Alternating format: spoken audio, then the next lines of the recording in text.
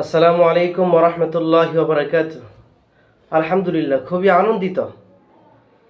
আমাদের শায়েখ, আমি এখন খুব দূরে ঢাকা আছি উত্তরায়।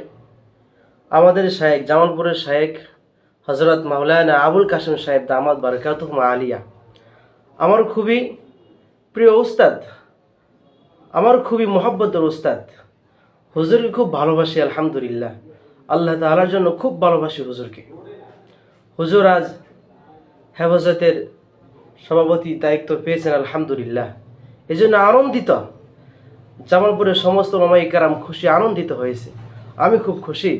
আল্লাহ পাক রব্বুল আলামিন আমাদের হুজুরকে, আমার এই প্রিয় হুজুরকে আল্লাহ তাআলা দিনের জন্য কবুল করে নেন, এবং যেন ওনার সামনে কোনো বাতিল আশ্রয় না পায়, কোনো বাতিল ওনার সামনে মাথা উঁচু করে কথা বলতে যেন না পারে। আমাদের শায়েখকে আল্লাহ তাআলা দীর্ঘ নেক হায়াত দান করুন, এবং শায়েখকে আল্লাহ পাক রব্বুল আলামিন আমলে হায়াতে ইলমে আল্লাহ তাআলা বরকত দান করুন।